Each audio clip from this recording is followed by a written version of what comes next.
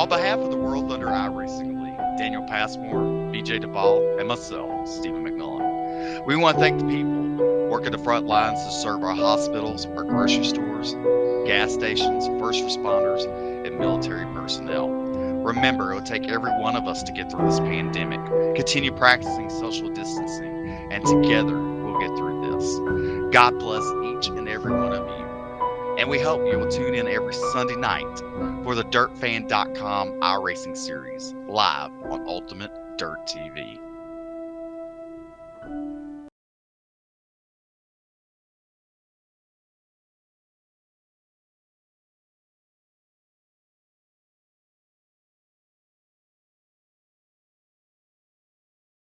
Live tonight from the virtual Don Mun's Lernerville Speedway. Good evening, race fans, and welcome to Ultimate Dirt TV. Tonight on the program, the second annual Michael Rose Memorial Race, and tonight's feature event is going to be 100 laps in distance. Last year's feature winner, Dylan Wilson, can he back that up tonight? I don't know if he's here tonight. Yes, he is. So Dylan Wilson going to look to go for the double in the Michael Rose Memorial. Good evening, race fans. Brett Wheeler joined alongside Jesse Pate. Jesse, welcome back to Ultimate Dirt TV here on a Sunday night. Little different schedules tonight. Just the one race with the World of Thunder Racing League. And of course, the DirtFan.com Super Late Models putting on a 100-lap main event for the second annual Michael Rose Memorial. And well, we're here at one of my favourite tracks, Lernerville Speedway.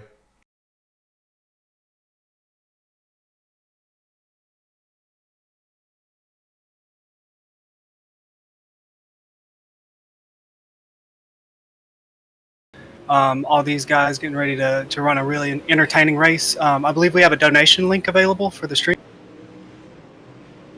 You probably find that on the World of Thunder Racing Facebook page. I haven't got one up. Sorry, throwing you under the bus there a little bit. Already, we're not even 5 minutes in. You've already thrown me under that bus. Yeah, no. So we'll get that out for you guys, but just keep in mind that will be made available throughout the night. So yeah, you say Dylan Wilson won this race last year when they were running the benefit for the Michael Rose family. That's correct. That's what I've been told. Dylan Wilson picked up the win, so he's here tonight. He's going to defend his title. But this track, when you come to 100 laps, any 100 laps in a feature event, obviously we all know it's a long way, but you've got to be there. You've got to look after your equipment, in the first 70 to 80 laps. And I seen a 75 lap late model race yesterday here in the Pro late models, and the same thing. Hayden Carver just absolutely walked away from the field. Evan C and Blake Majulis, they finished second and third. That was a $500 to win race. But again, even that 75 lap of the first 2/3 of that race, 50 laps, they were just riding around the top side, riding around the middle. They were pretty much searching for what's going to be the fastest line throughout this event. But now you put the super late models on track, and I think this track is going to blow off fairly quickly when it comes to that 100 lapper, and let's hopefully that we do get that track reset during the warm-up session, because I'd love to see the track start out tacky and then come after that 100 lapper. It's going to be black slick from top to bottom. Yeah, these supers track in super quickly. All that horsepower moving all that dirt out of the way and drying out the track. These cars, I don't believe, still have tire wear in them, but they do get heat in the tires. So those people that are running the cars a little bit smoother will have more grip going towards the end of the event for those that have been toasting their tires the entire race. All right, quick thanks to obviously our sponsors here at Ultimate Dirt TV. Big thank you, of course, to Wicked Cushion, Wicked Energy Gum, World of Thunder Racing League, DirtFan.com, and of course iRace Wraps, and everybody that makes all this possible to continue on broadcasting during the COVID-19 crisis, the pandemic that we are all currently in. And we hope that you do stay safe, and if you can't get your racing fix outside, at least you can come online and keep the sim racing alive. It's been sort of booming the last sort of I want to say about 2 or 3 weeks, Jesse. And in fact, it's been so good that here at Ultimate Dirt TV, we're about 400 followers away from being the first broadcast company on iRacing that is going to get the 10,000 follower marker. I had a look at some other broadcasting companies out there that are very good in what they do, and they are nowhere near us. So Again, I mean, if we could get to that 10K mark today, as I said, we're about 400 to 450 away. Geez, that would be an absolute bell ringer to round out the Michael Rose Memorial. Absolutely. I mean, what a great cause to hit that mark and hit that milestone with Ultimate Dirt TV. It would be truly an honor from us to the fans for your support. Without you guys, we wouldn't be able to put this on. So it's an amazing experience. So thanks for all the support. And yeah, it's just going to be a small stepping stone moving forward. This is as real as racing gets right now. Nobody really knows what's going to happen in the future. But for right now, we're doing it, and we're doing it live right here for everybody to watch. All right, qualifying on the program right now. Here for the second annual Michael Rose Memorial. Sorry about that, Michael Rose Memorial here at the Lernerville Speedway. Blake Majulis, these drivers getting one lap. Blake Majulis 15.126. Going through some of the other drivers. Adam Leachy in the 18 machine on screen right now. So top 20 will be on the left-hand side of your screen, down the bottom left. That'll be the drivers that we're currently, or the driver that we are currently watching. Leachy 17th quick right now. John Alatic on screen. James Grace 10th. Daniel Passmore getting his lap in here at the virtual Lernerville Speedway. Super late models, the big boys. The big boys are in town tonight. As Clayton Edney as well, driving car number 52, that is the black car on screen. But how about Evan C with a 15.063? He goes to position number 1 as we start to wrap up times here on this qualifying session. Corey Gordon out there as well, going to try and get a lap in car number 23. And looking at our top 20, we'll go top 10, separated less than 2 tenths of the top 20 at the moment. Almost a quarter of a second as Corey Gordon, 4th quick there. Not a bad time there. Corey Gordon with a 15.183. Oh boy, this is good. This is going to be entertaining. We have got some stacked heat races coming up. In fact, it is going to be a full service 60 cars for the second annual Michael Rose Memorial here in the dirtfan.com super late models at Lernerville Speedway. Cars making their way onto pit road right now for heat race number 1. Let's take a look at your Ultimate Dirt TV starting grid. Starting on pole, here goes quick time tonight in car number 33. It's Evan C. And he's outside for Swindell Speed Lab, driving car number 00. Kendall Tucker lines up out of position number 2. Dalton Cloy driving car number 49 will start position 3. Katie Lowdy will start position 4, driving the 126 machine.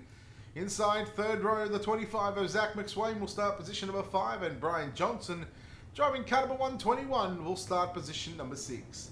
Brett Fair driving the 013 machine will start position 7, lining up at a position number 8 in car number 70, Alex Payne.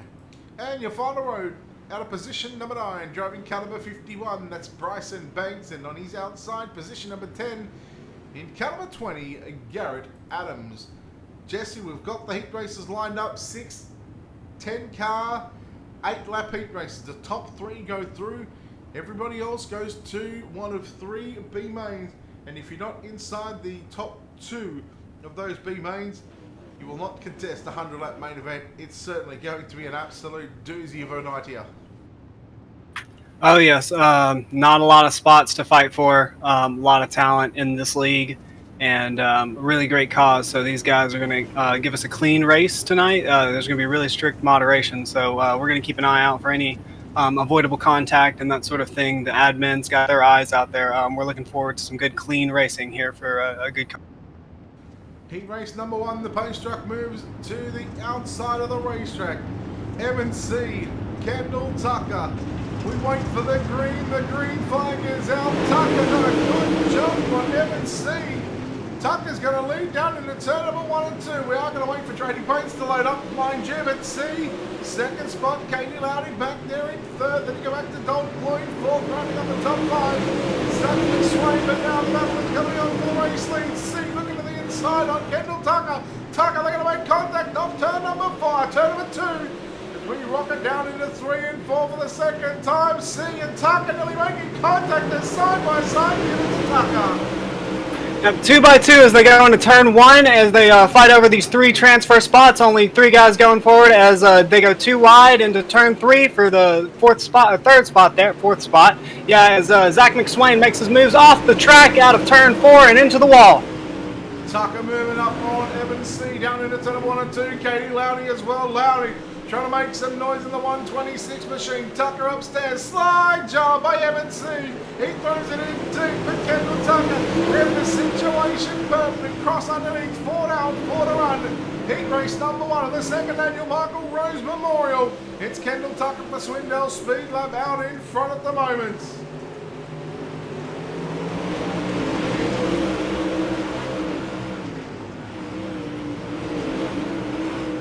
Boy, Evans C all over the back of Kendall Tucker there as they work down into turn number 3 and 4. Trying to get trading paints working again. As Tucker continues to lead now. 2 to run at the start finish line. Here he comes. C with a slide up. And Tucker had to get on the binders. 1.5 to run. Now here goes Tucker. Oh boy, gonna push Evans C off the racetrack. And now Tucker off the racetrack. And how about Dalton Cloyd? A bit of fortune favours the brave right now from 4th into 1st. And you know things are going to be heated in the pits after this heat race right now. Dalton Cloyd down into turn number 3 and 4. Check and flag at the ready. Dalton Cloyd will win heat race number 1. Second to go to Katie Lowney. And Brian Johnson going to come home. Zach McSwain barging his way through. Bryson Banks, Alex, in fact, Zach McSwain, Brent Fair. 3 1,000ths of a second. Banks, Payne, Adams, C, and Tucker. Oh man, what a race, and already some controversy to start off heat race number 1.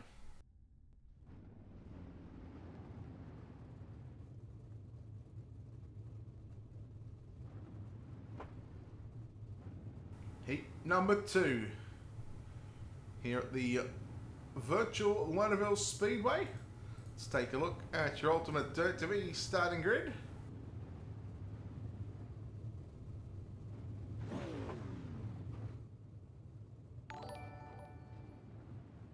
Heat race number 2, your lineup will look like this. Starting on pole, it's going to be Blake Majulis on his outside. The defending Michael Rose Memorial Champion, driving for D1RT, Calamity of Dylan Wilson. Inside your second row, James Ambrosius will start position 3. Shane James going to start position number 4. Lining up at a position number 5, it'll be Drew Neal, and Travis Oldfield lines up at a position number 6. Trey Schmidt will line up at a position 7. Jeffrey Herrick will make an 8th starting position on the outside of row number 4. And then you go back to Kevin Williamson and Ethan Shiflett to make up this 10-car field here in heat race number 2, the second annual Michael Rose Memorial. And don't forget to hit the like and follow button on our Facebook page. Don't forget to share it out. You get your name up on the top of the screen throughout the entire broadcast. Of course, don't forget we are watching, we've got the Facebook feed open as well.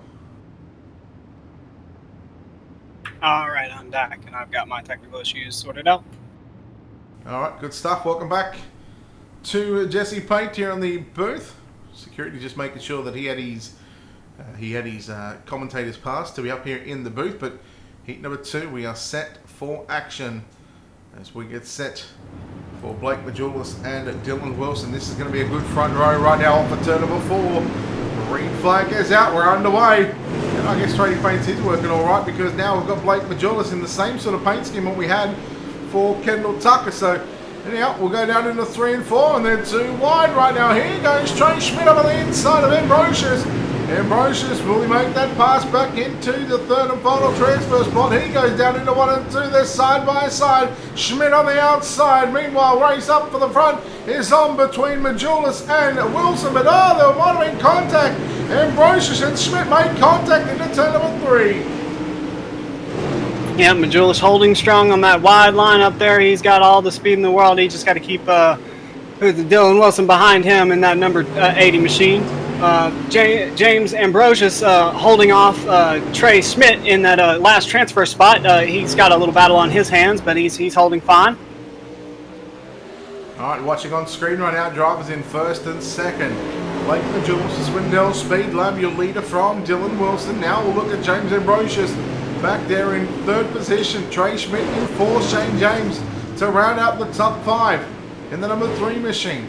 I guess we have to wait for Trading Paints. Oh no, Wilson and Majolas. Oh, Wilson up on 2 wheels. Ambrosius coming through. What are we seeing here tonight? Oh, it is all happening. And Shane James, he was 5th. He's now looking for the race lead over Trey Schmidt. 2 by 2. Down the back straight away into 3 and 4. 2 to run. Timothy Green.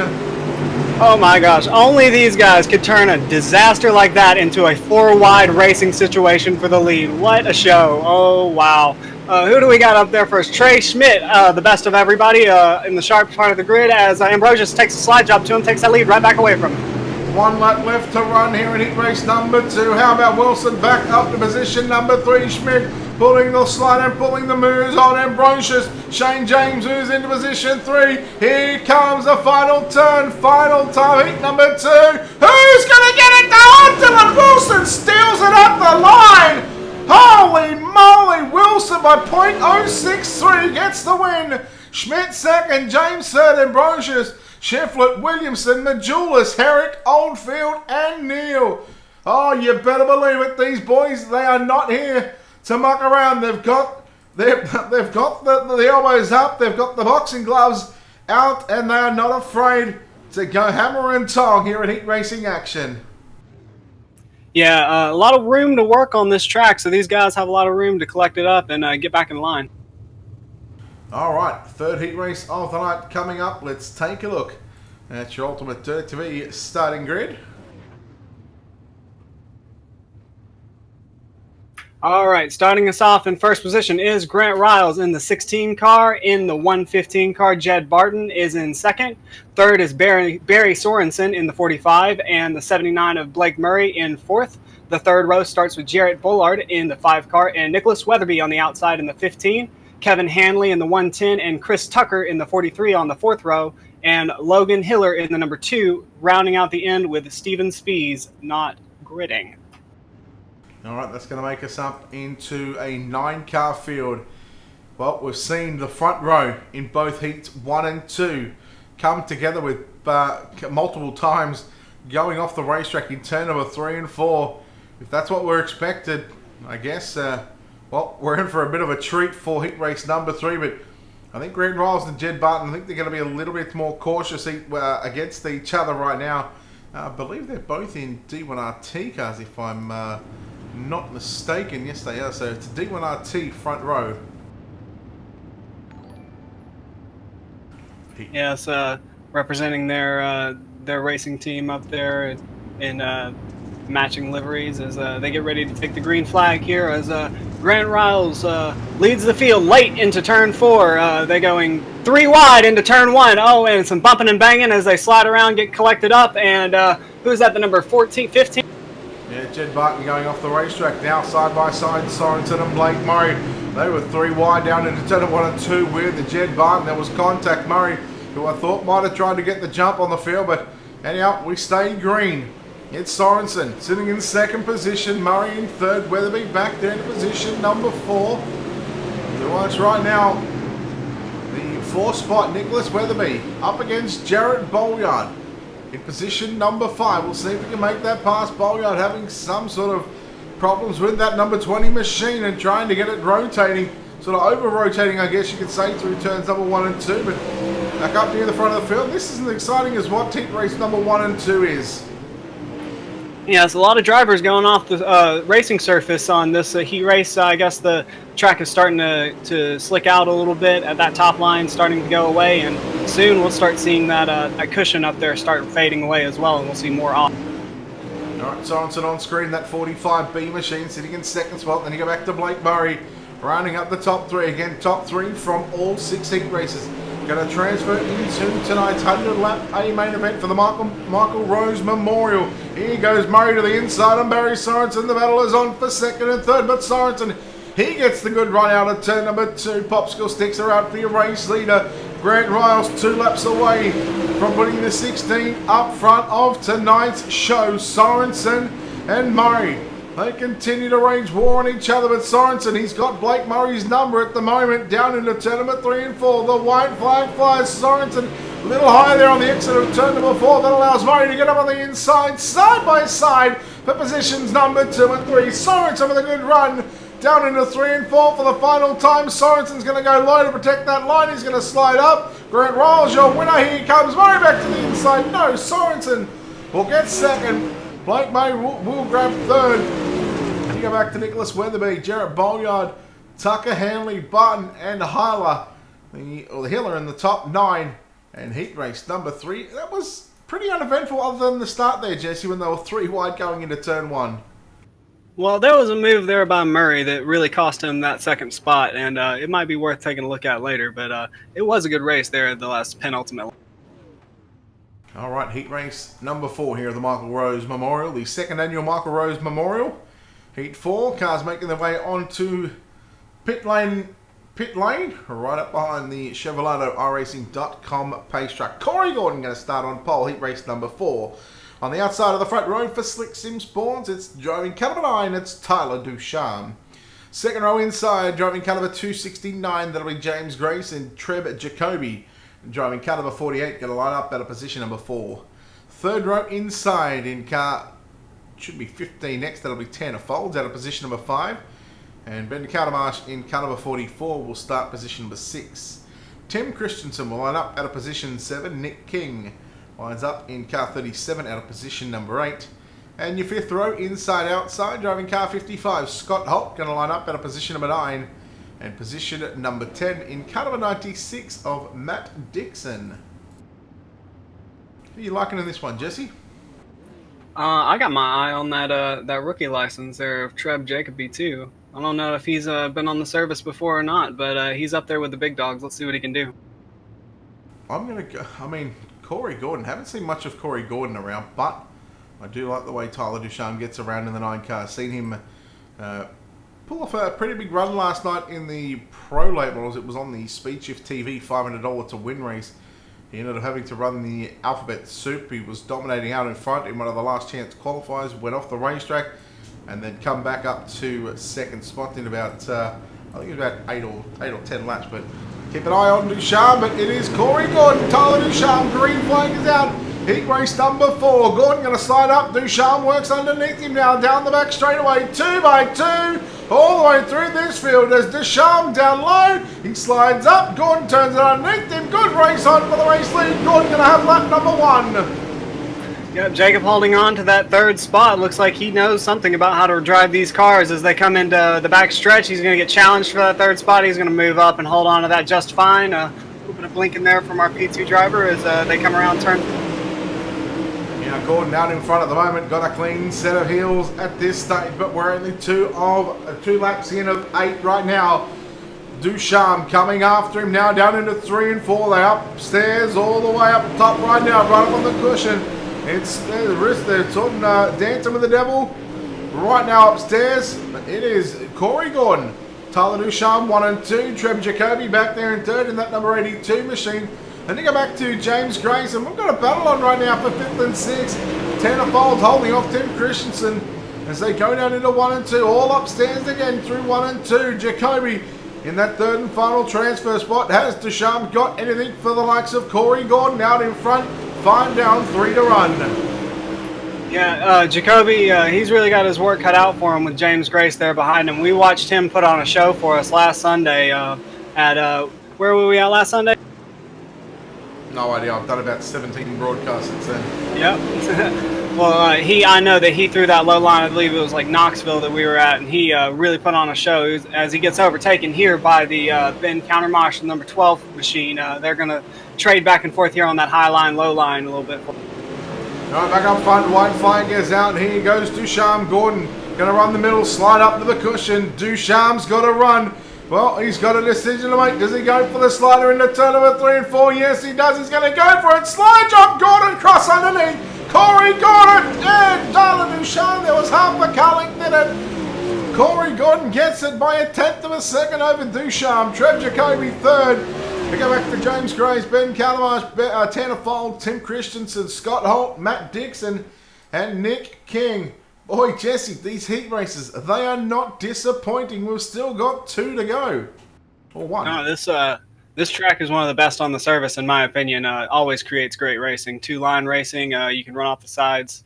It really punishes overdriving the car, so it really always creates good races.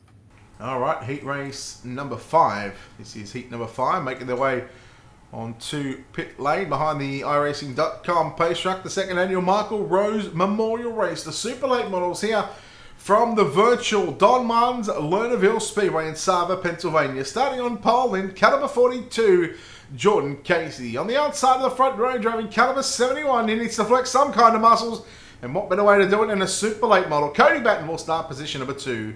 Inside your second row, driving caliber 8, that'll be Daniel Passmore on his outside at a position number 4. For D1RT Racing, that is Shad Prescott. Third row inside, driving colour 18, that'll be Adam Litchi, and on his outside, they call him the Instigator, driving car 54 for MDM Motorsports. Mitch Stiles out of position number 6. Alan Bergen in car 56 will line up at a position number 7. Position number 8, it's going to be the 67 of Miles Jansen, and Clayton Edney in car 52 going to make up the 9th position in heat race number 5. Tell you what, keep an eye on Prescott outside second row. He's going to have his work cut out for him. But I'm more impressed with Cody Batten starting outside position 2 or outside position 1 on the front row. We'll see what he can do in a super late model. Yeah, that outside row is a valuable real estate here at Lernerville, because that's usually the fast line as Jordan Casey brings us around for the green flag here at Lernerville. See if he takes it late. He's going to make him wait for it as they get off the line, and it looks like Cody Batten might get a black flag here. I'm not sure. Well, we'll see what happens here, but Batten is going to lead out of turn number 2. Prescott already up in the second spot. Casey down right through the middle of turn number 3 and 4. There's your top 3 on screen. Cody Batten can say he's officially led a super late model lap here on the iRacing.com service. Prescott with a slide job. These drivers started 2nd and 4th, and they battle for the race lead. Casey, who started on pole, is back into 3rd spot right now, but Prescott, he will lead lap number 2. 6 to run. Batten gonna go high, wide and handsome through turn number 1 and 2. Here comes Casey on the inside, but Batten, he gets a good run on the top shelf. Yeah, I think Casey is watching these guys in front of him fight it out, and he doesn't really want to get involved in it. He threw a move down low there in turn 1, and then he backed out of it when he didn't feel comfortable with it. He just let the car roll through and slotted himself back in. Looks like he's going to try to go on the outside of Batten right now. Let's see if he can make a move stick. Casey trying to get around the outside of Cody Batten. Will try and duck it underneath him now and down to the inside in turn number 1 and 2. Casey downstairs, slide job into second. Batten will cross underneath him. Batten would love to get into the 100-lap main event tonight. As these 3 drivers, they are checked out from the rest of the field. They've got a 7, nearly an 8-second gap back to 4th position right now. So it is the top 3 on screen. Prescott, the 14M machine, gone. He is OUT. He's checked out at this stage. Jordan Casey, he still sits 2nd in that 42 machine. Cody Batten, that 71, riding in 3rd. And at this stage, if I'm Cody Batten, knowing that there's about now a 9.2-second gap, there is no need to do anything silly as the drivers will make their way down through turn number 3 and 4. The white flag is out, and D1RT going to be happy about this result. The 1-2 in heat race number 5. All they've got to do is get through the final 2 turns down the back straightaway for the final time. Prescott and Jordan Casey. Casey going to try and throw it down deep. Not going to do it. Shad Prescott wins. Jordan Casey 2nd. Cody Batten 3rd. We've got about... No, we could probably get rid of COVID-19 by the time 4th place going to come in, but it looks like it's going to be Alan Bergen there. Finally, here he's coming across the line in 4th. Clayton Edney, Adam Litchi, Miles Jansen, Daniel Passmore, and Mitch Stiles. The 9 drivers to contest heat race number 5, and we just had 4 cars finish on the lead lap. That was, I guess to say wild one. We didn't really get to see it because we were too focused with the drivers up front having a good race. Yeah, a lot of weaving in and out in those top 3. Those guys are really skilled. All right, heat race number 6, the final heat race of the night. Let's take a look at your Ultimate Dirt TV starting grid for heat race number 6, and we'll find out which final 3 drivers are going to make their way directly into the main event. Austin Matthews in the 311 car starting out the grid with Gavin Collins to his right in the 713 car. The second row is Alex Smulders in the 211 car and John Alatic in the 60 car. Brad Dreyer in the 056 car and Gavin Jordan in the 23 car is your third row. Dustin Sizemore in the 11 and Landon Austin in the 35 is the fourth. Earl Arts Jr. in the 61 car and Travis Castinga in the 46 is your last row.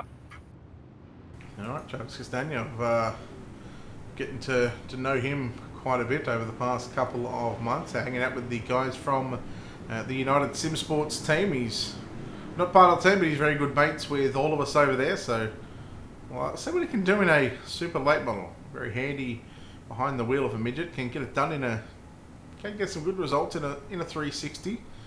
Not sure how he's going to go in a super late model, but I tell you, we like to joke with him that he is from the other side of the world, being on the other side of the country. So he's up early for this one. He was up at 8 a.m. just to get into the server. Not as early as what I've been up and doing for the past couple of days. I've absolutely been killing it here on these broadcasts. I've just been pushing broadcast out after broadcast. Yeah, I mean, good job. That's what you got to do. These people need to see some racing. They're here to watch, and we're giving it to them. As we come around here, turn 3, turn 4, getting ready to take the green flag. Austin Matthews on the gas pedal, loud pedal. Let's go.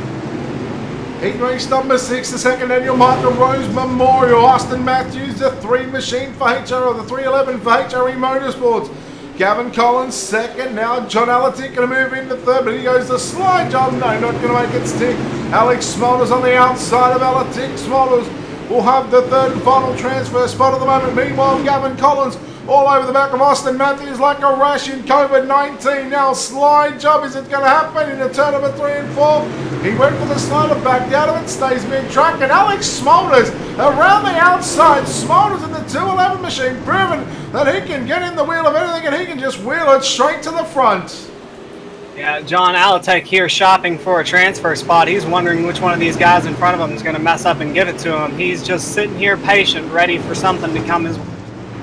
Slider line there from Austin Matthews in the 311 machine. Smulders on screen, closing in on your race leader. How does he approach this one once he gets to him? It's all about trying to size your opponent up and make the move for the race leaders. Now down into 1 and 2. Slide job. Matthews to turn it underneath him. There you are. Drag race down the back straight away. Oh, Matthews getting tight. The car does not want to rotate. He gets the back going, and Alex Smulders to the race lead with 3 to run.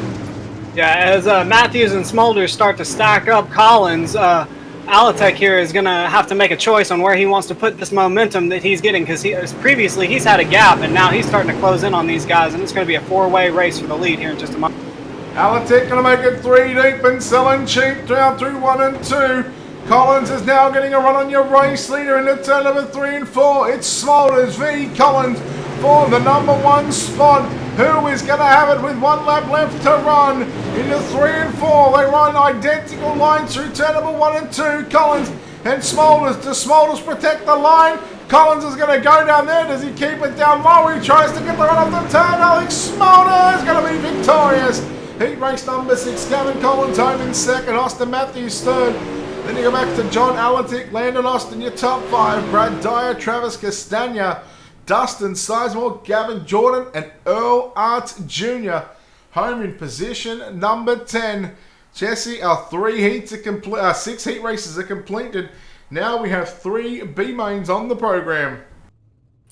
Yeah, I was just looking at this. It said 1 transfer to feature, and I think that just changed to 2 transfers to the feature. I'm not quite sure, but a lot to race for here, not a lot to win. So I think we're going to see a lot of good fights out there as these guys get antsy trying to make that feature. No, there'll be some big names coming from the tail end of the 3 B mains. Yes, it'll be 10 laps in distance, and the top 2 from each B main will move into the back of tonight's feature event. So, B main number 1, cars about to be on the racetrack. Zach McSwain going to make up pole position alongside him, driving cut of a 269. That'll be James Grace. Brent Fair going to line up at a position number 3, and Ben Kanamash in position number 4. Bryson Banks will line up at a position 5. Ted Folds going to start position number 6. Alex Payne will line up at a position number 7. Tim Christensen will start position number 8. Position number 9, it's going to be Garrett Adams, and Scott Holt lines up at a position number 10. Evan C will start position 11. Matt Dixon going to line up at a position number 12. And Nick King going to make up the final field. Kendall Tucker did not grid, so he is done for the night. A lot of machines on track. Let's hope these guys can keep it clean. Those heat races were a little bumping and grinding. Let's see if we can make it around all of the 10 of these laps. Now there's 2 more laps to run than the heat. Yes, and we're going to cut one away from the transfer spots as well. We've seen the top 3 go through from the heat races, and now it's the top 2 in the 3B mains. So competition, stiff as it gets already.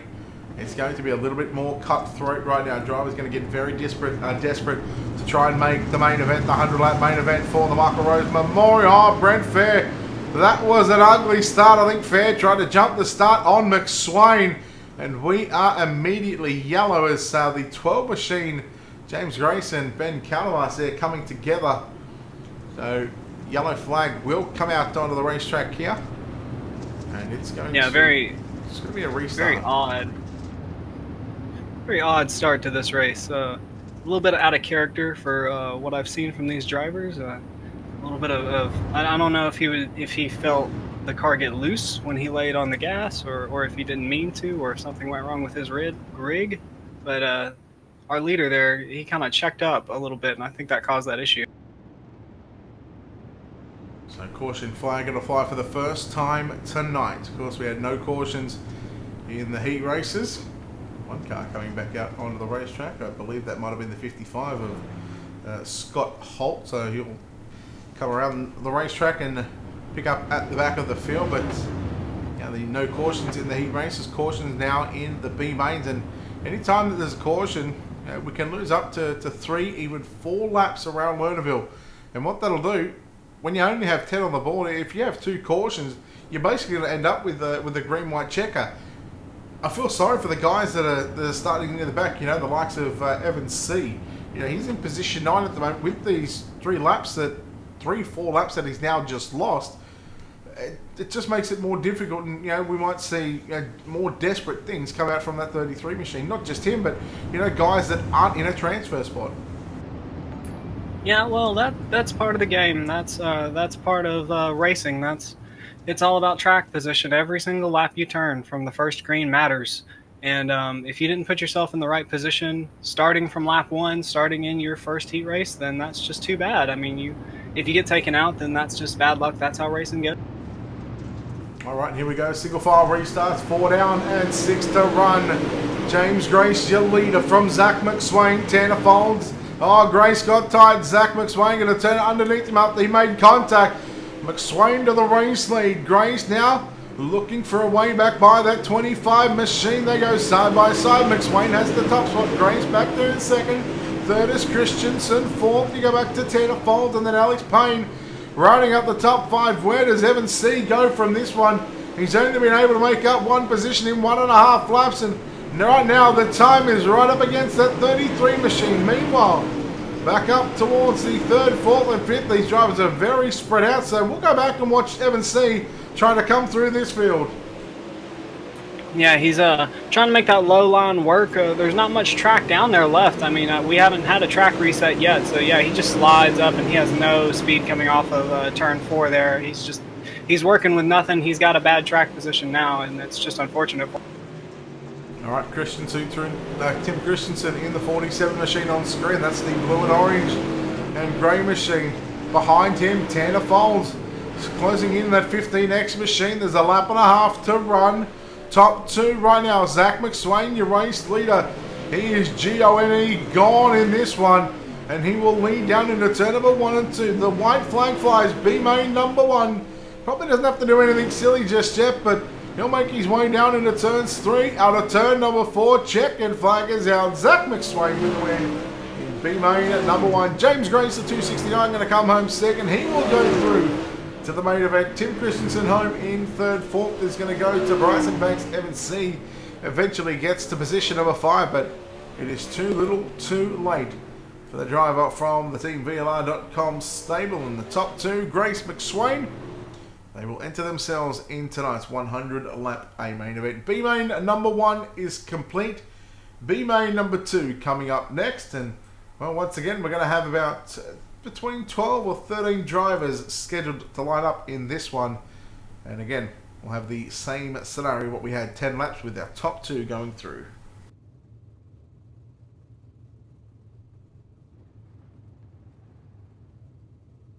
Alright, let's go trackside. Take a look here at your ultimate dirt to be starter grid for the second B main of the night.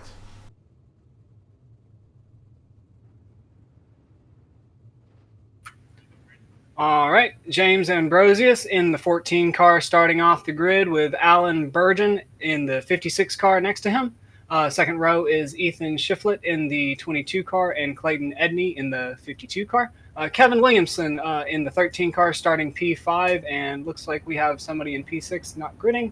Blake Majulis will start P7, and then we have a couple of other drivers not gridding here, so the grid positions might change a little bit here, but P9 originally is Jeffrey Herrick in the 58 car, Daniel Passmore in P10 in the 8 car, P11 is Travis Oldfield in the 38 car, and Mitch Stiles in the 54 car, P12, the last car to grid.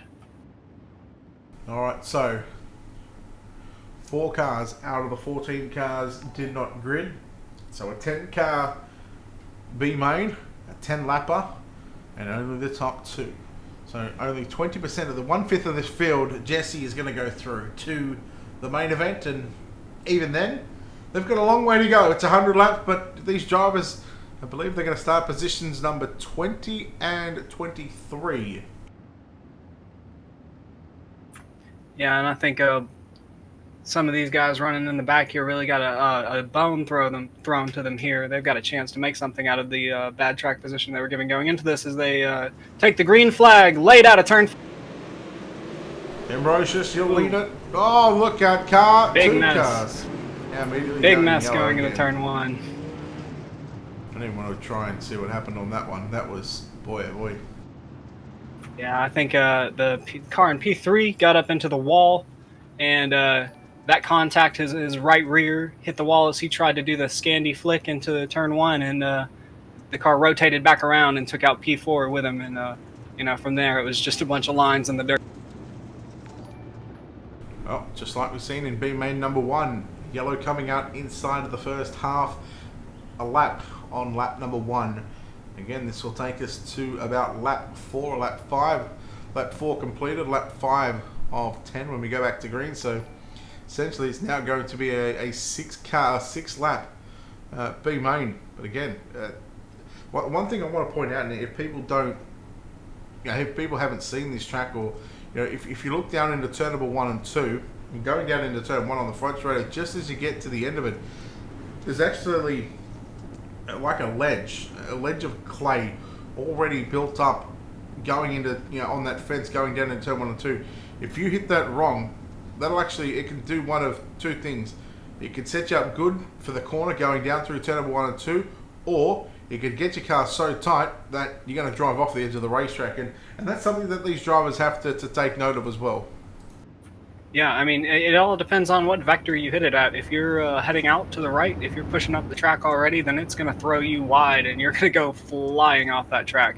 If you hit it as you enter the corner, if you've got the rotation on the car already, then it's going to launch you into turn 1. It's going to rotate the front of your car around, and it's really going to give you that side bite that you need on your right rear on that pillow, on that cushion up there at the top of the track. All right, lights are out, face trackers off the racing surface. James Ambrosius, Kevin Williamson, Blake Majulis, the top 3 drivers. Majulis now looking for second. We'll have it already going down into turn number 1 and 2. Here comes Kevin Williamson. Back up on the top side of the racetrack, trying to put it to the defending World of Outlaws R-Racing World Champion, Blake Majulis, in that all-black Norwood drives the 127 machine. But Ambrosius going to lead down through turn number 1 and 2. We are halfway home. It'll be 4 to run this time. Bizo just clipped over the half race distance, and James Ambrosius, well, he's looking to get one over Blake Majulis here in B main number 2, Jesse. Yeah, I think Williamson there got a little heavy on the throttle on the start. The slickness of the front stretch really taking him off guard. I think the lower line starting might actually have an advantage on the start because it's all tacky track down the front stretch on the low line. And I'm watching Jeffrey Herrick right now actually run that low line down the front stretch just to get a little bit more speed coming off that turn 4. All right, watching right now, James Ambrosius, your race leader in car number 14. He's just got 2 more circuits to go, trying to set himself up. Can't see the 127 in screen just yet, so I guess this might be a time for Blake Majulis. He's got about a 1.8 second gap back to third place, Kevin Williamson. So it might be time for Majulis to try and experiment here on the final lap, and there he is, right down low, down through turn number 1 and 2. And this will be a good little R&D test session for Blake Majulis, but off turn number 4, James Ambrosius going to win. B-main number 2, Blake Majulis home in second. Third will go to Kevin Williamson. Fourth across the line will be, just waiting for this timing and scoring to update, Mitch Stiles, Daniel Passmore, Travis Oldfield, Clayton Edney, Jeffrey Herrick, Ethan Shiflett, and Alan Bergen, the top 10. And now it is down to the final B-main here in the second annual Michael Rose Memorial here for the DirtFan.com Super Late Models here at the Lernerville Speedway. B-main number 3. Let's take a look at your Ultimate Dirt TV starting grid.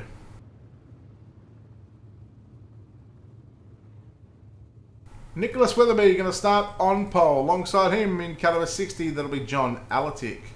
Jared Bolyard going to line up out of position number 3. Position 4 will be Landon Austin. Position number 5, it's going to be Chris Tucker. Position 6 will be Brad Dyer. Kevin Hanley lining up out of position 7. Travis Castagna out of position number 8. We go back to Dustin Sizemore, Gavin Jordan, and Earl Arts Jr. That inside row from row 5 did not grid, so that's going to leave us with an 11 car field. And well, we've seen these 9, 10, 11 car fields in the B-main. Are we expected to see what we've seen in the opening lap of B-main number 3 and what we've seen in the first 2? I'm really worried about this start. This track is gone. This track is roasted. And these guys on the outside line, that's usually the line you want to start on because that's the fast line around the corners. That line is gone right now on the front stretch. They're gonna be spinning tires all the way down the front stretch, and I think we're going to see another pileup if these guys aren't really careful. Tell you what, I'd love to see a track reset to 0% and give 0 practice during the warm-up session. I would love to see that one just so we have a fresh track from the get-go of the 100 lap, because no doubt when we have those 24 super late models taken to the racetrack here on the second annual Michael Rose Memorial, you know it's going to get black slick towards the end of that one. Well, you know, they're all racing on the same track, so the fastest car is going to go to the sharp end as they take the final bend around turn 3 and 4 going to the green flag. We've got Nicholas Weatherby leading him off on the loud. Oh, I thought we were going to have it again. Look at the 20 machine on the inside. Weatherby gets tight now through turn number 1 and 2. 3 wide off for turn number 2. And it is on for the top 5 position. Dalatic trying to slide up and take Jared Bolyard's number 1's position. Oh, there is some heavy contact for 3rd, 4th and 5th right now. They are all beating and banging down through turns 1 and 2. They were 4 wide just then.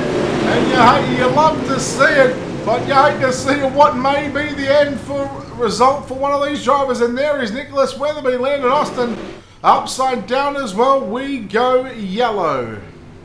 Absolutely brutal out on this track for these drivers right now. I mean, they are struggling hard. They are skillfully controlling these cars after these contacts. Right, cars are everywhere. There is no room on track. Everybody's stacking up. There's nowhere to get grip. It's just slide city. Well, they were certainly using other people. They was using them up there and trying to get to the top 2 in this one, because that's where you need to be. If not, well, just like everybody else that hasn't transferred into the main event, you might as well pack it up and go home. Your time is done, but we've still got what do we have, that one on lap number 2, so we'll probably go back with about 4 to go. Yeah, I think a lot of these drivers are just tiptoeing around this place. Another restart. I wonder if we're going to do this single file or double file. we'll likely have a single file. What do we have on the last one? Do we have single file? I believe he's been doing double files this time. We had the one single file, but I think that was off of a start. Probably a double file then. Yeah. Hopefully the race leader leaves some space on the outside for that outside line to get down on the tacky, because they're going to fight for it either way. So hopefully he just leaves some space. If he pinches them out to the outside, then this is going to be a mess. So what happens? Yeah, B main number 3, 6 down and 4 to run. Alatic and Bolyard. They hold the top 2 positions in this one. What's going to happen over the next 4 laps? Well, we're about to find out. Green flag is out. And Alatic gets a good start. Here goes Dyer in the 56 up on the inside of Bolyard. Now looking for second. Brad Dyer going to make it work on the inside. Dyer going to move into second. Yellow is out. And we are set for a green, a white, a checker to finish up here in tonight's third B main. I think that was just a result of the back of the field not accounting for that accordion effect. You can't get your car slowed down quick enough when the field stacks up going into that slick turn 1. So hopefully they'll let them spread out a little bit. If they stack up on the start, then the guys at the back are going to have to get on the brakes halfway down the straight. All right, so I think we'll go to a single file now, Renault. So what happens with race control. If you haven't done so already, hit the like and follow button on the Ultimate Dirt TV Facebook page. Of course, we're live on World of Thunder and, of course, dirtfan.com. So, again, thanks to those guys for their continued support. And we are now less than 400 followers away from reaching 10,000. We would be the first iRacing broadcast company to do that feat. And I was just looking at some other numbers. There is nobody close to us at this stage. So, to everybody that has helped out from day one, thank you so very much on behalf of the team here at Ultimate Dirt TV. And of course, during the crisis that everybody is facing at the moment, this is one way to get your fix in, whether it's on the sim, or if you want to go out and throw mud at your own car, you can clean it that way. You can do what you want to do, but these drivers getting it done on the sim here tonight. So yeah, this is going to be an interesting start here.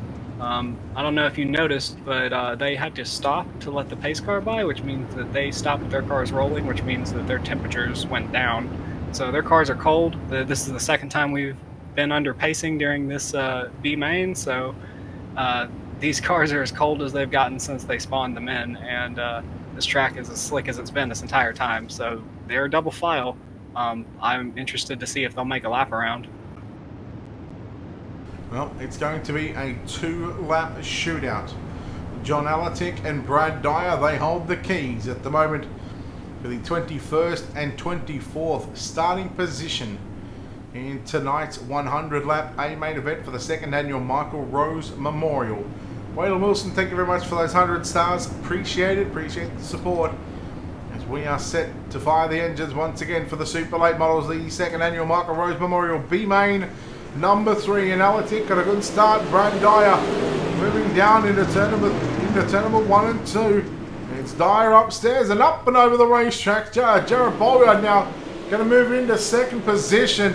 Keep an eye on the 61 of Erlach Jr. He's upstairs as well. 1 lap left to run here in tonight's third B main.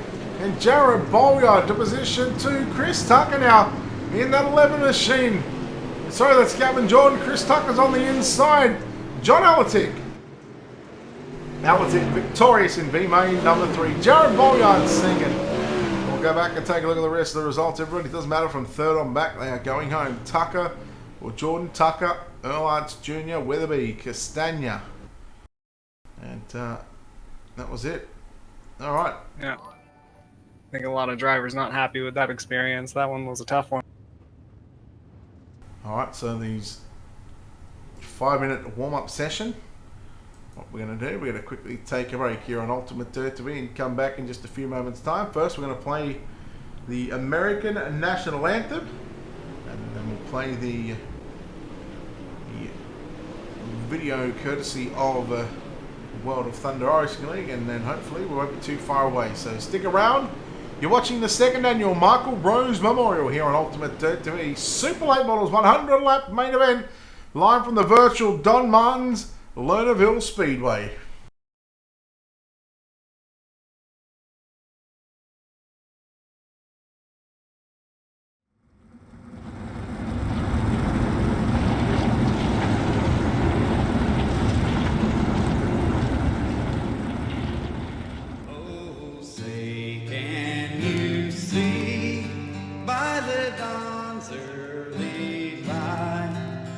So proudly we hailed at the twilight's last gleaming, whose broad stripes and bright stars through the perilous fight o'er the ramparts we watched were so gallantly streaming, and the rockets' red glare, the bombs bursting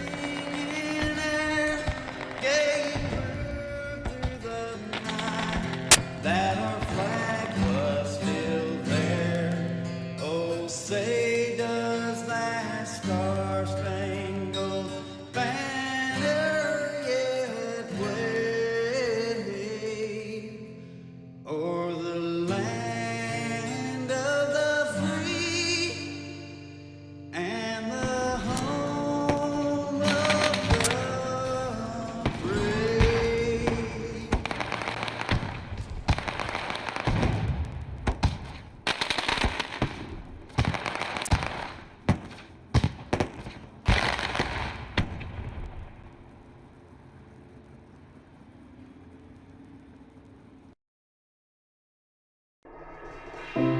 On behalf of the World Under iRacing League, Daniel Passmore, BJ Duvall, and myself, Stephen McMillan, we want to thank the people working the front lines to serve our hospitals, our grocery stores, gas stations, first responders, and military personnel. Remember, it will take every one of us to get through this pandemic.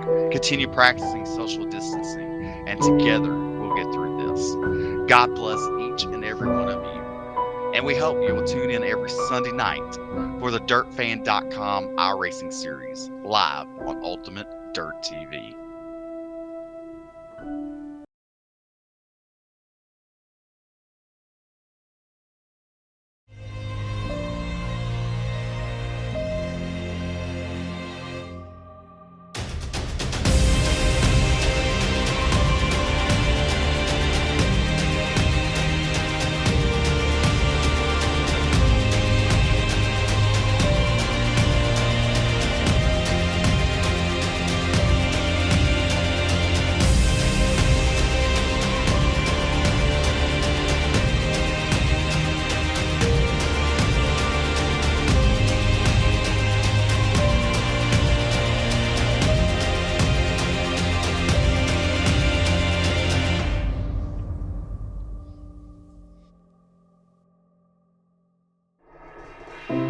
On behalf of the World Under iRacing League, Daniel Passmore, BJ Duvall, and myself, Stephen McMillan, we want to thank the people working the front lines to serve our hospitals, our grocery stores, gas stations, first responders, and military personnel. Remember, it will take every one of us to get through this pandemic. Continue practicing social distancing, and together we'll get through this. God bless each and every one of you. And we hope you will tune in every Sunday night for the DirtFan.com iRacing series, live on Ultimate Dirt TV.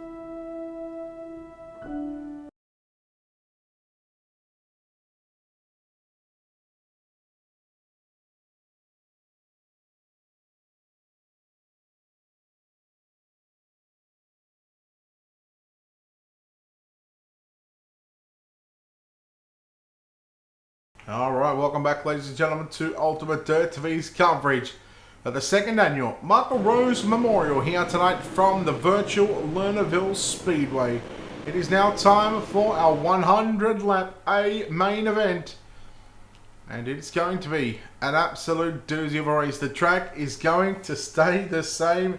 There is no track reset, so what we'll do, we'll go trackside right now. Take a look here at your Ultimate Dirt TV starting grid for the 100 lap A main event. Starting on pole in car number 49, that'll be Dalton Cloyd on his outside. Dylan Wilson lines up out of position number 2. Grant Ryle is going to line up out of position number 3. Corey Gordon will start position number 4. Excuse me. Position 5 will see Shad Prescott line up alongside Alex Smulders out of position number 6. KD Lowdy will start position number 7. Trey Schmidt out of position number 8. Position number 9 is going to be Barry Sorensen. Position number 10, Tyler Ducharme. Jordan Casey will start position 11. Gavin Collins out of position number 12. Position number 13, it'll be Brian Johnson and Shane James out of position number 14. Blake Murray out of position number 15. Trev Jacoby out of position number 16.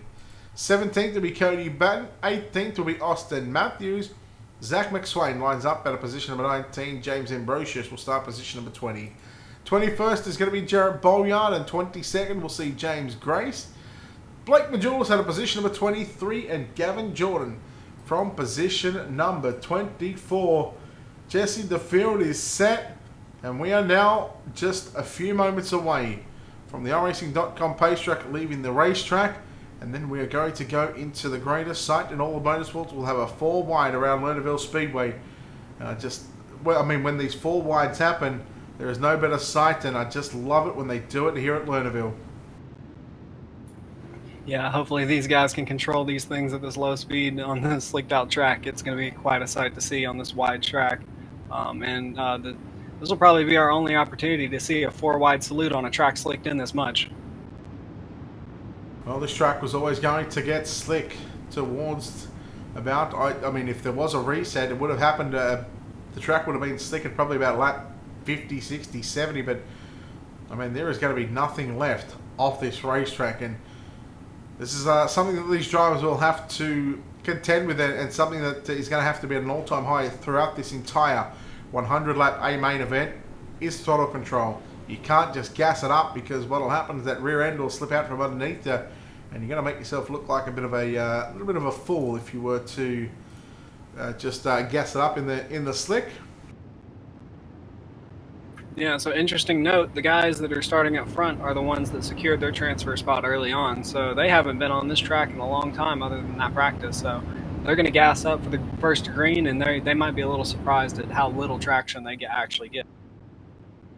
Well, during that little commercial break that we just took, of course, these drivers did have a 5-minute warm-up session, so they've certainly had some sort of time on the racetrack, but the field is going to assemble into rows of 4, and then we'll go 4 wide here at the Lernerville Speedway, ladies and gentlemen, as they are right now 4 wide into turn number 1 and 2, the second annual Michael Rose Memorial, here live from the virtual Lernerville Speedway.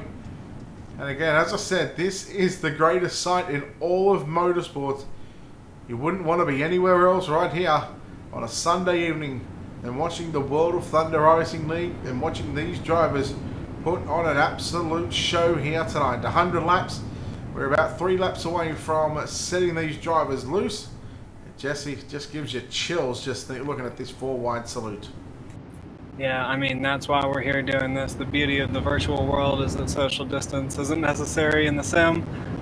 These guys giving us a really good show right before we get to going on these 100 laps. Man, it's going to be an interesting one. That indeed it is. The drivers are about to break away from formation when they get down into turn number 1 and 2, so we'll stick with the 4 wide salute just here for...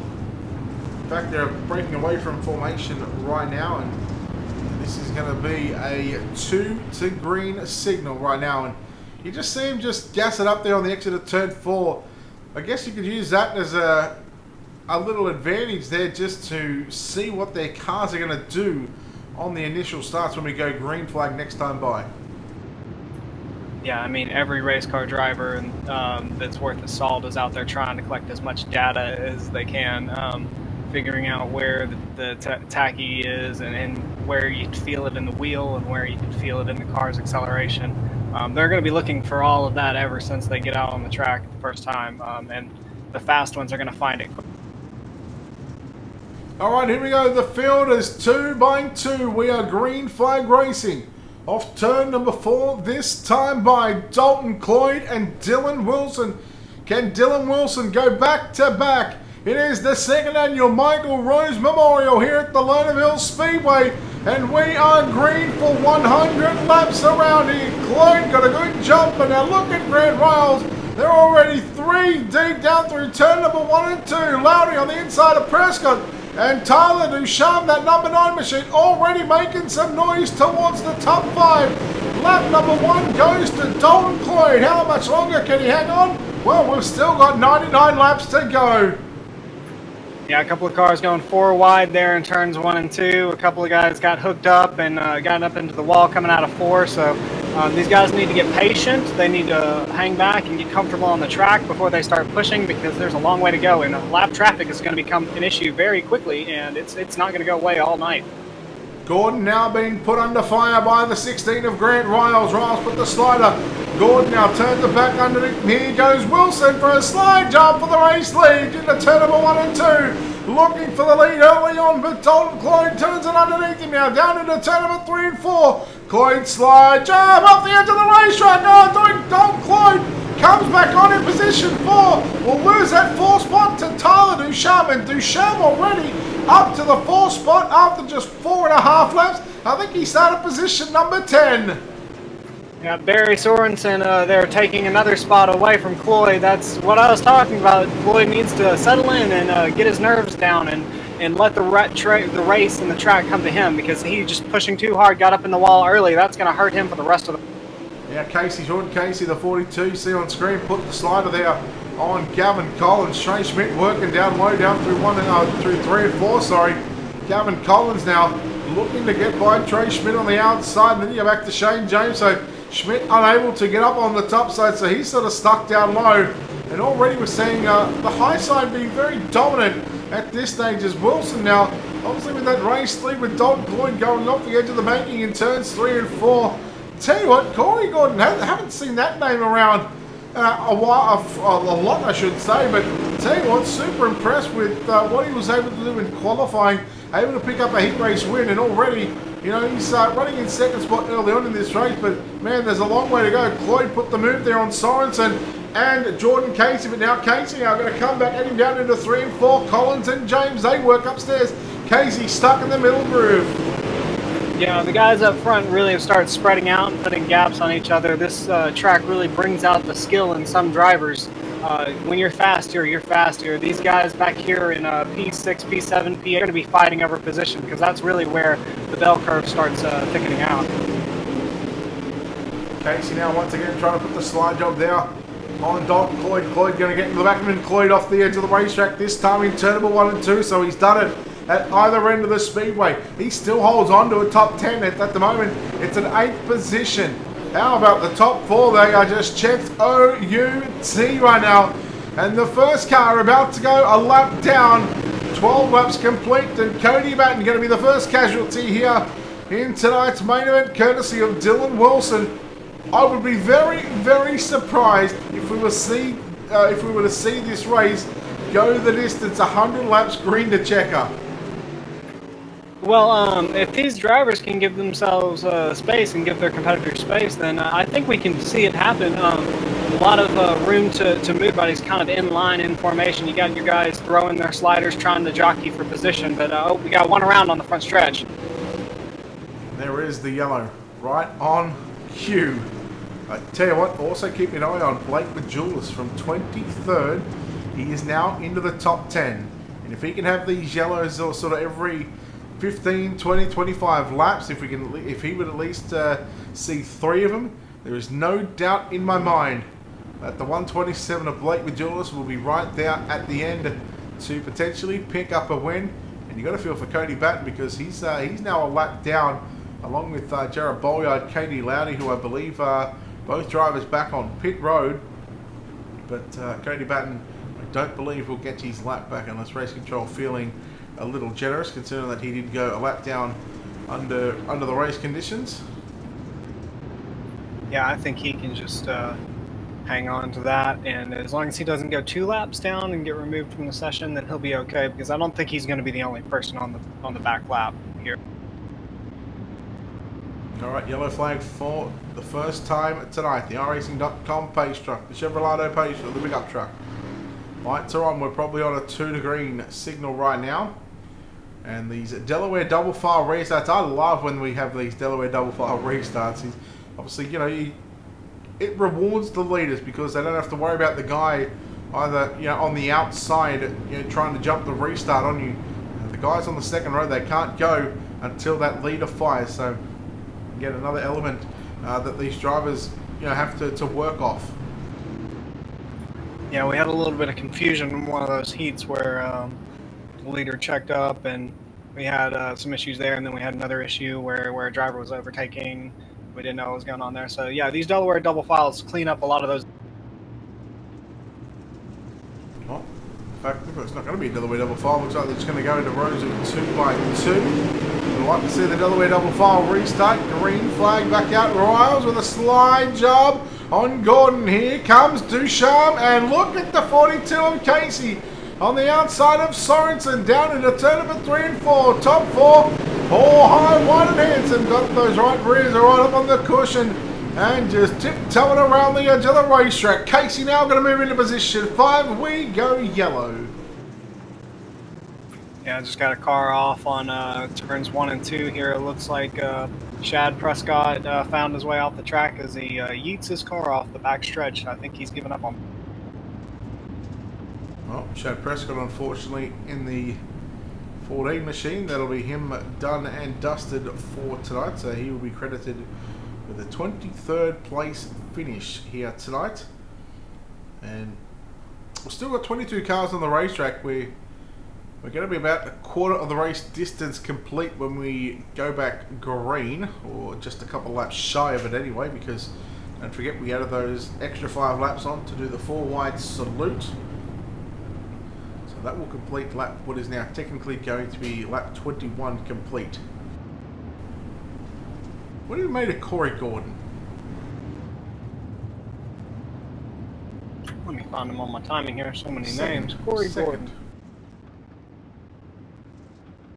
Showing Tyler Ducharme second.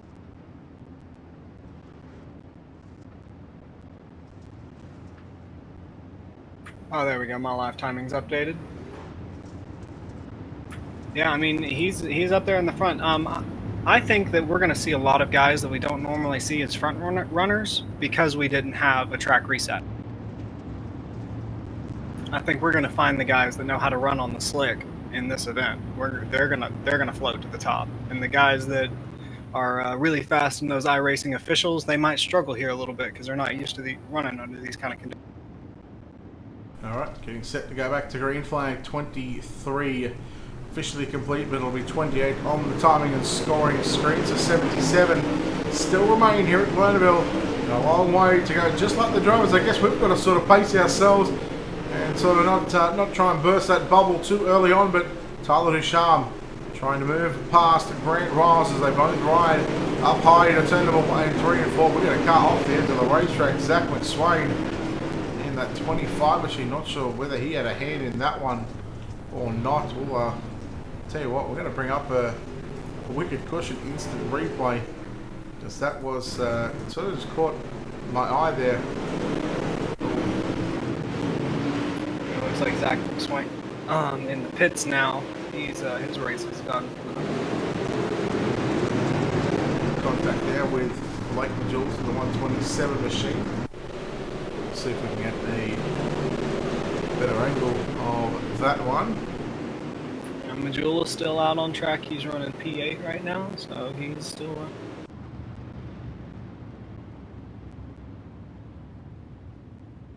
Alright, well, lights still flashing here on the iRacing.com page track. Welcome back to the live video feed. Again, don't forget, check out dirtfan.com on the website. Check them out on the Facebook page. Give them a like and a follow. Check out World of Thunder Racing League on Facebook. Check their website out, WOTRL.com. And of course, we are live on the Ultimate Dirt 3 Facebook and YouTube channel as well. So again, hit the like and follow button on our Facebook page, and don't forget, you can always subscribe to our YouTube channel. Go to youtube.com/Ultimate Dirt TV. And we were about 300 and I think we're about 450 away by the time we started this one, so we've had plenty of follows come through. So thank you again so much for the support here on Ultimate Dirt TV. It's been a wonderful time over the past sort of couple of weeks in watching this channel grow as the pace truck moves to the edge of the racetrack. Green flag set to fly once again.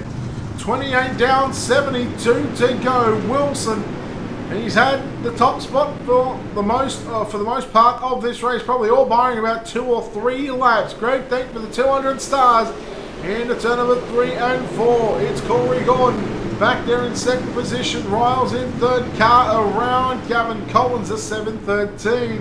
Oh man, cautions, breeding cautions early on. Yeah, was that Barry Sorensen that got spun there? No, it was Gavin Collins. Gavin Collins. Yeah, just getting stacked up coming around turn 3 and 4. There's only one line on the track right now, so when one guy gets it wrong and he has to check up, everybody behind him has to check up too, and somebody's going to get the short straw. Well, luckily for Gavin Collins, we're still going to have about 68, 70 laps to go. So, in fact, we just got the 70 to go signal just then. So, there'll be about 67 or 68 laps still left to run in this one. Tell you what, put yourself in the driver's shoes right now. If you're rolling around here right now, you know the track, it was always going to be slick from the start of the race, and you see a couple of early yellows. What kind of mindset do you have, and what would you do to try and keep your mind sharp in preparing for this 100 lap main event? So first off, I would always be watching my competition, seeing what they're doing under caution, seeing what their state of mind is, and looking for weak links in the chain, if you will. Feeling out the track, keeping my car warm, keeping myself fresh, and keeping my APM up, my actions per minute up, because you don't want to get lulled down into a false sense of security or let your mental fade start getting to you. And then after that, it's thinking through the process of starting the car up, getting into green, entering turn 1, making sure that the guy behind you has enough space to work and he's not going to take you out, and going through all of the things that you need to think about. Who do you need to watch on the start and things like that. Well, restart is going to happen right now. Dylan Wilson, your race leader. Corey Gordon second. Marek, I'll get to that question on the next yellow, and I'll tell you how and why it happens. Wilson, Gordon, Riles, the top 3. Ducharme. And you go back to Jordan Casey. They round out the top 5. They're down to return number 3 and 4. And everybody upstairs, nobody gave enough to go down to the low side just yet. Although that Blake Mazulis, he just threw it down there in turn 1. Sorry to interrupt, but yeah, he is down there on that low line. He's making some work. He's throwing a slider on Jordan Casey. In fact, that's Barry Sorensen to the 45. Casey just in front of them now is Sorensen putting the moves back to Blake Majulis down interturnable 1 and 2. Majulis is going to have it. He's going to have the 6th spot. Yellow is back out. In fact, Grant Riles just went off the edge of the racetrack, so probably our blessing in disguise for the 16 of Riles.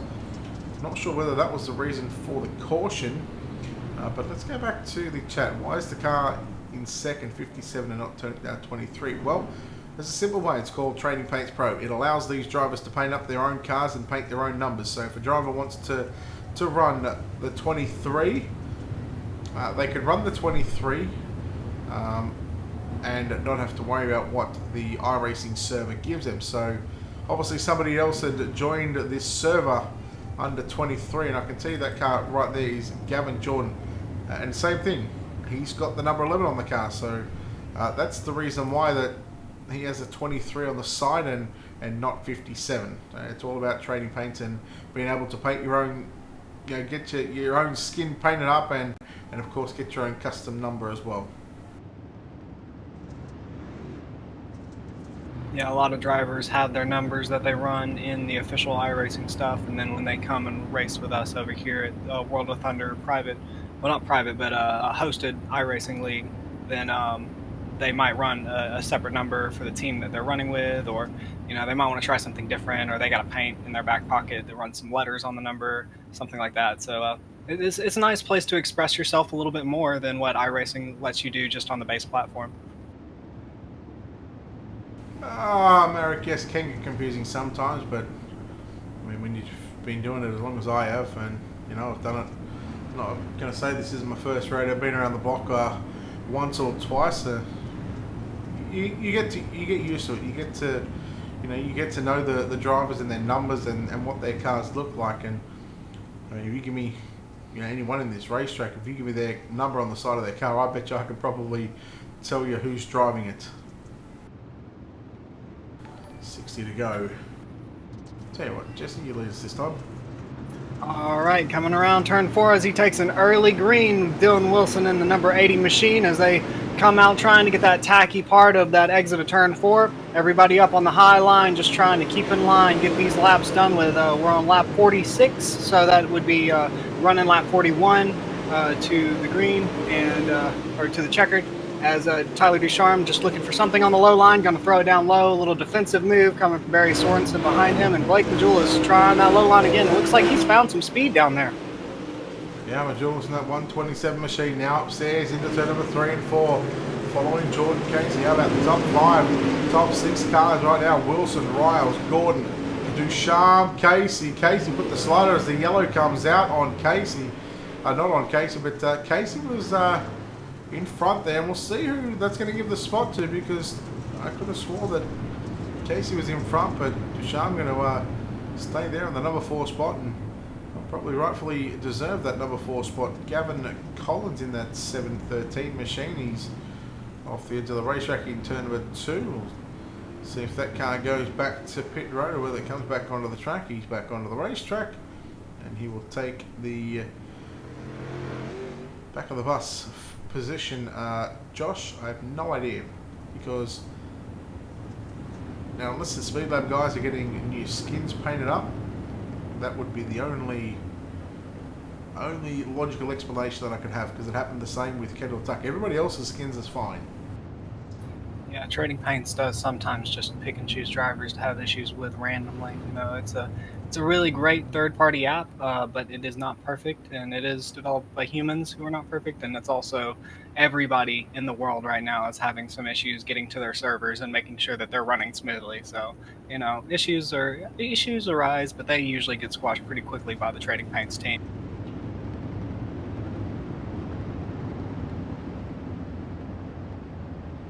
Alright, we are getting towards the halfway stage of the race. What's that? I've noticed on these past couple of restarts that Blake Majulis and then Jordan Casey following after, starting to find that the lower line, that slider line, is actually fast, and you're gonna start seeing some of these guys throwing things down there and making it work as they come to green here for lap 46 on the 100 that we're running tonight. Alright, Wilson, Riles 1 and 2, Gordon 3rd, Ducharme 4th. Now Majulis on the inside of Casey, down the back straightaway. Slide job coming. No, Majulis backed out of it. You give Casey a lane up on the top side of the racetrack. Oh, Gordon going to move Riles off the edge of the track. And Grant Riles off the exit of turn number 2. And for the moment, we are still green. Tyler Ducharme going to move into second position. Yeah, Corey Gordon there just moving his competition out of the way. That never feels good as the receiving car. No, again, tensions must be rising here tonight in this 100 lap main event for the second annual Michael Rose Memorial. Tyler Ducharme up to position 3, Casey 4th. Majulis rounds out the top 5. Here goes Ducharme trying to drive it in deep. Oh no, look out, he nearly got off the right rear there on the edge of the making of the racetrack. As here goes Casey. Now Casey's turn to slide Ducharme for 3rd. Casey, Ducharme back to 3rd, Casey back to 4th. The yellow is out just as the halfway stage is complete. Yeah, yellow flag's really not favoring Casey's positioning here. These things keep on coming out when he's the back car in the tandem. Well, Wilson must be getting frustrated right now because they're unable to, you know, get any more than, I mean, other than that first about 12 to 15 lap stint at the start there, we haven't seen a whole lot of racing here. It's all just been, you know, caution, guys just maybe running out of room, or the competitors sort of moving up the racetrack, slide jobs, and it's not fun. It's really not fun to watch.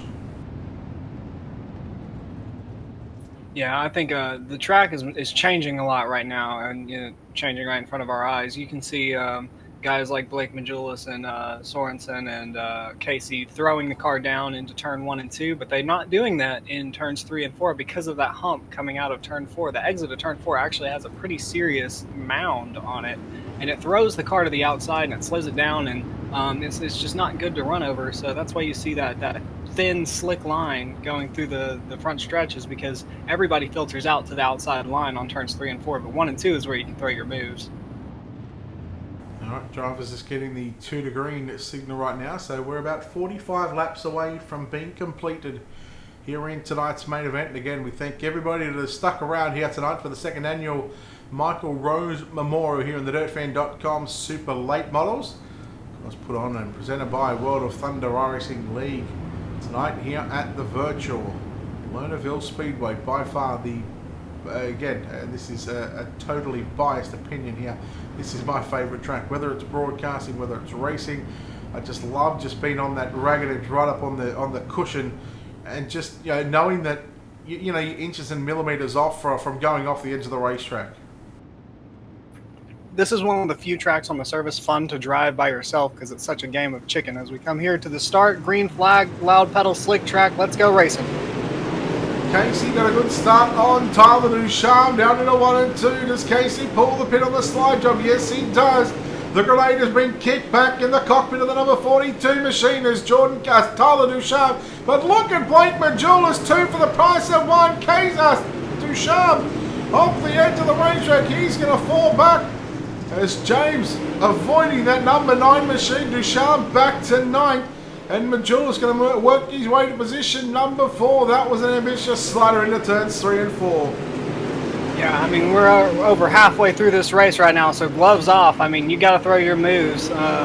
It's unfortunate that a driver went off there getting into the back of Majulis, but he probably didn't see him coming with the car next to him because Majulis overtook 2 cars at once. Yeah, like I said, it was a 2 for 1 to Casey and Ducharme. Unfortunately for Ducharme, he got the raw end of that deal as well. It's still Dylan Wilson. He is on his way. There's still 42 to run.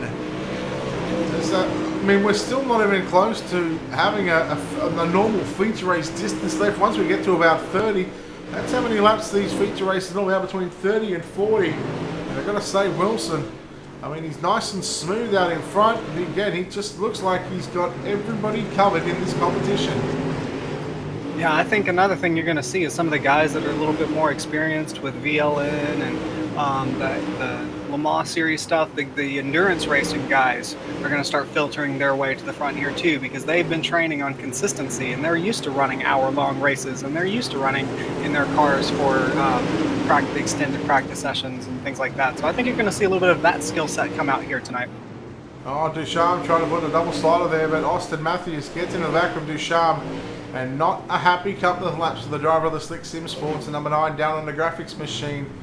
He's going to get back and get shuffled back to 14th position. He went for the big slider, but I believe it was Blake Murray who sort of went down a little bit lower down into turn number 1 and 2. Not to say that he was blocking that line, but Murray just sort of running his own little race there, and Ducharme had to really get on the binders, and well, that checked up Austin Matthews, and Matthews nowhere to go, gets into the back of him, and just a bit of a racing deal. No fault to Matthews, but he should have. I mean, he probably had enough time to see that coming anyway. Yeah, did I just hear a car explode on track? Did somebody just blow their engine out there? I recognize that sound effect. I didn't hear anything. I wasn't paying attention. Interesting thing to keep our eye on. These machines, they do fail in the sim, and if you get enough damage, you damage your radiator or something, and your temperatures can get up there. You can blow your engine out there, and we might see a little bit of that coming to the end of the sim. All right, just waiting on the lights to go out on the pace truck. They should be turning off this stop by, so I was occupied with something else just then. Nice to see we've still got a healthy crowd watching in here for the second annual Michael Rose Memorial. The inaugural win last year going to the driver that is leading the race so far as the field goes into the standard 2x2. Dylan Wilson looking for 2 wins in a row and will be the only driver to have picked up the Michael Rose Memorial victory races. As pace truck is about to move off to the infield. 34 to go. We're closing in on 30 to go, Jesse. Yeah, these races usually run a lot shorter than this, so these drivers are really being tested as they come to green flag here. Everybody down on that tacky part of the track on the front stretch, and looks like we got another yellow coming out. Looks like we're going to do a single file start coming up here soon. Well, that's going to be interesting because Jordan Casey got to the inside, put a slider there on Corey Gordon. Now, whether Gordon gets his spot back or whether iRacing is going to give the spot to Jordan Casey, that could play big things in regards to how this feature race may just play out, because Casey's got some speed. He started in the 11th position.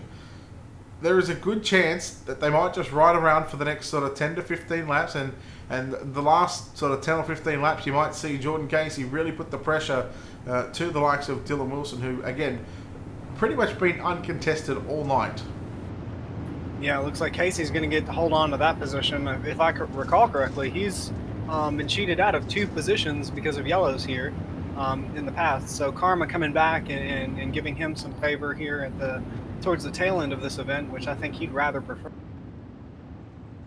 All right, of course, one, we've got this opportunity during these caution flags. Of course, a big thanks to the sponsors here at Ultimate Dirt. To be a big thanks to Wicked Cushion, Wicked Energy Gum, World of Thunder iRacing League, DirtFan.com, and iRace Wraps.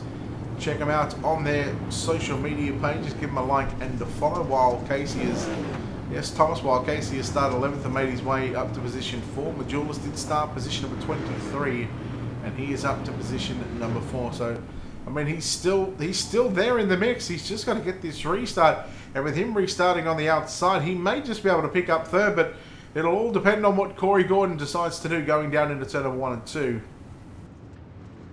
Yeah, I think I've been watching Majulis this whole race, and he's either going to try to clear in front or behind of Corey Gordon and then throw his car down on the inside line. That's the line that he prefers on turns 1 and 2. All right, lights off on the Chevrolet iRacing.com pace truck. We are set for green flag action. 29 to go. So we are now inside of a normal 30-lap main event. 29 to go. Dylan Wilson, he has led every lap so far. All 71 laps he has led. In fact, light's going to come back on the pace truck. Race control not happy with this one here. So they'll more than likely hopefully put them into single file, because a caution on a caution would result in single file restarts. Yes, I think that was the piece that we were missing there. So race control throwing the yellow again, get them sorted out the way they need.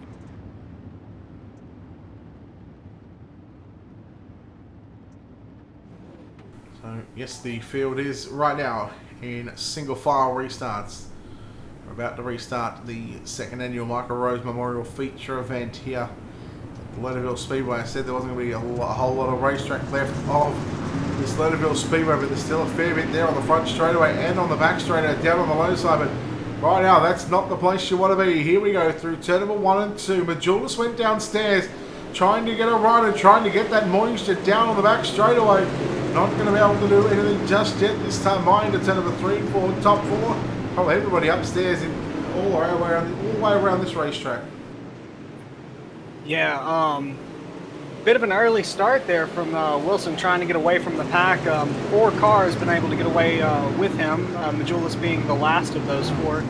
Just outside the podium spot, he's been working that low line as he goes down again, trying to get a spot away from Corey Gordon in the 3rd spot. He's not going to get it before the yellow flag flies. I think we've got cars in the front straightaway here. Trey Schmidt and looks like Austin Matthews in the 311 machine.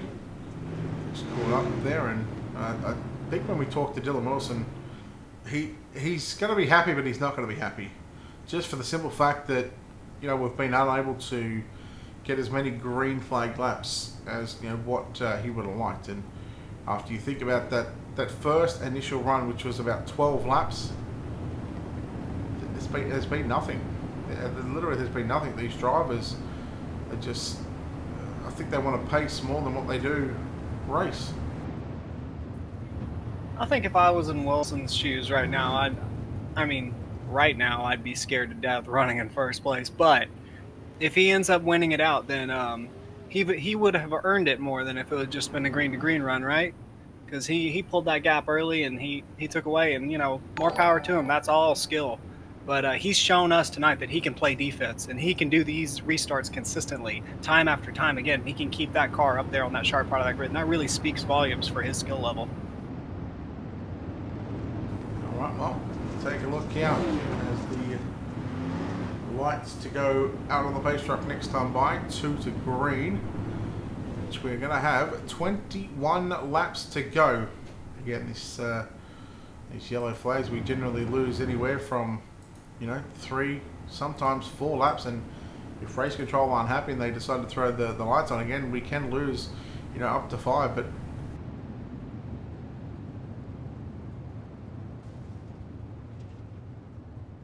they are going to start double file now. We made a lap around on that last restart, did we not?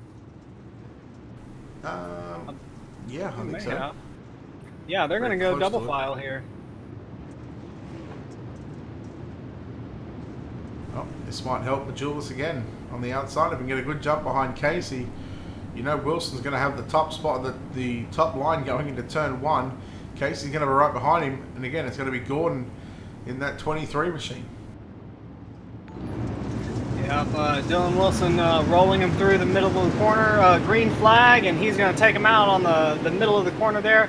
Let's see, the 23 car of, what is that, Casey, throwing it down on the low line. Some cars stacking up farther back in the...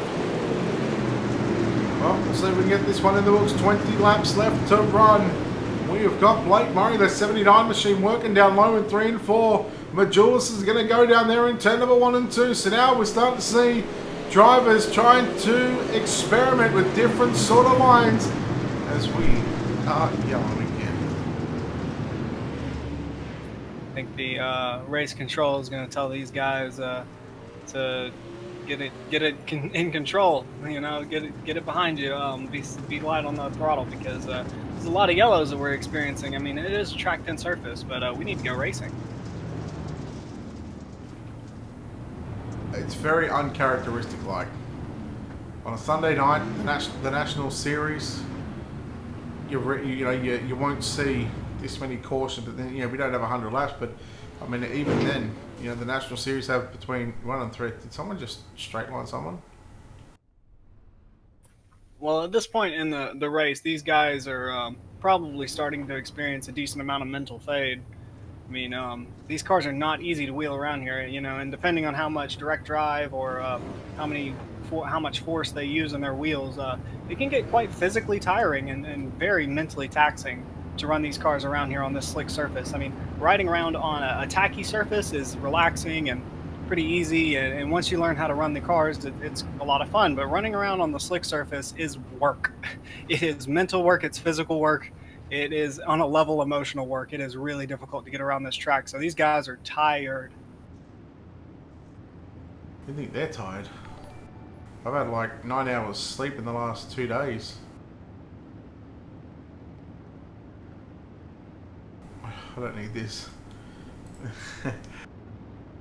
Basically, the last two nights I've done broadcasting, I've been to bed at 2 a.m. both nights. Finished up at about between 1 and 1:30, and then I was up yesterday my time at 7 o'clock getting ready for Speed Shift TV.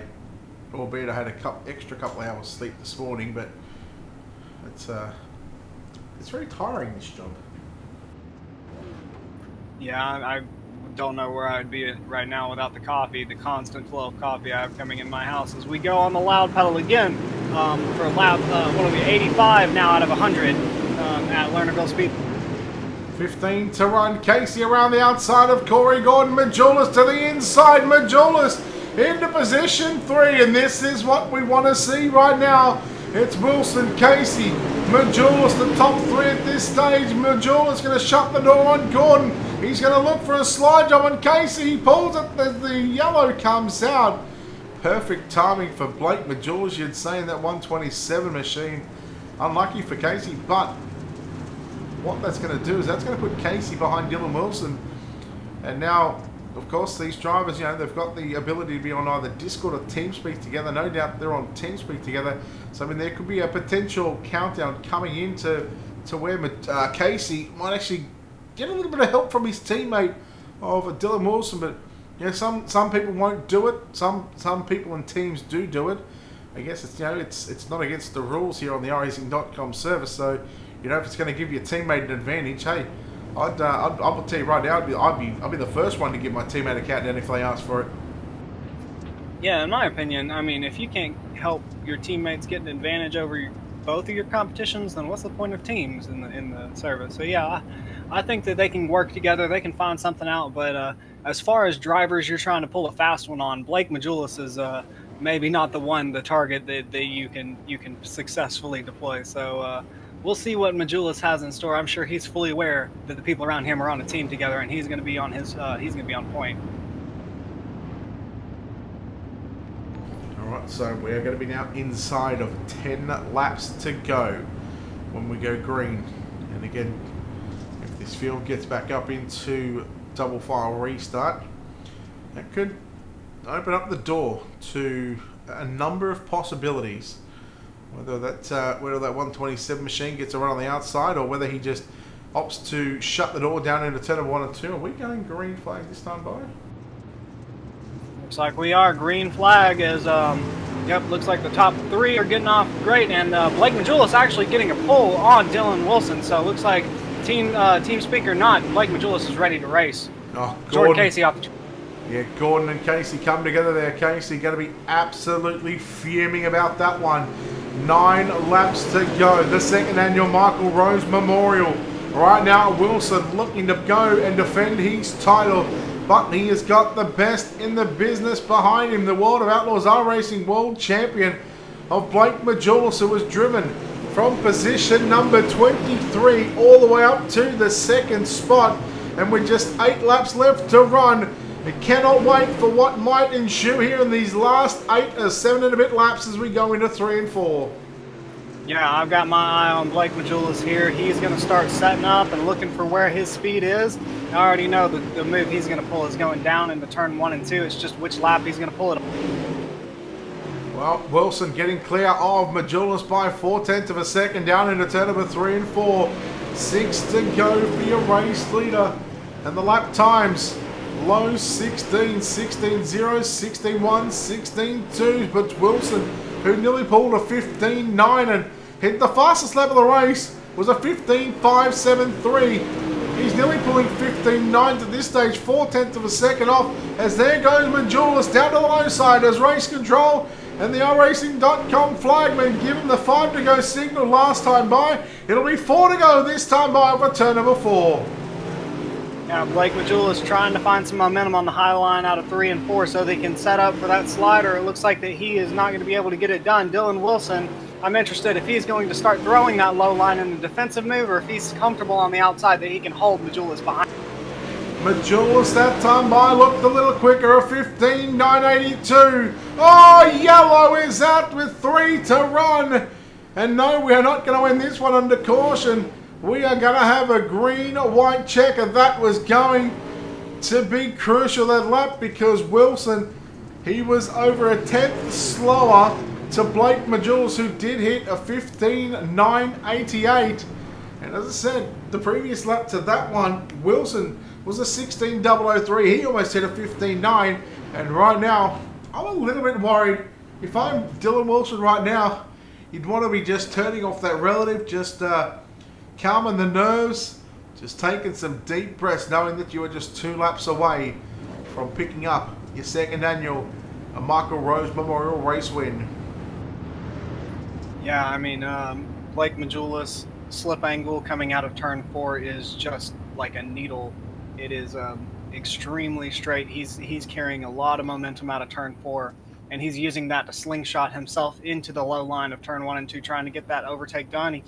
We saw him do it a couple of times on that green flag run, trying to test out the line and get ready to really throw the move. I think he was just throwing some practice sliders there, getting ready to throw the final move on the last couple of runs to the checkered flag here.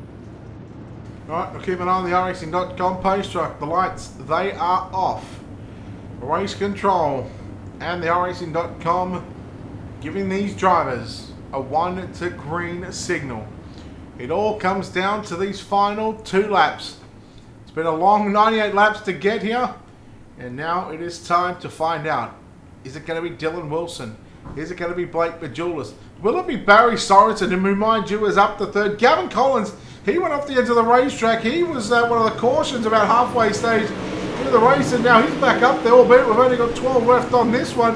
Majulis down low, Wilson upstairs through turn number 1 and 2.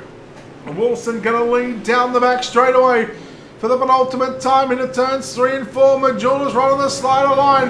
That could be his only opportunity. It may have just been thrown out the window. The white flag is out. Dylan Wilson finds himself 2 turns away from backing up last year's win out of turn number 4. Dylan Wilson is your Michael Rose Memorial winner once again.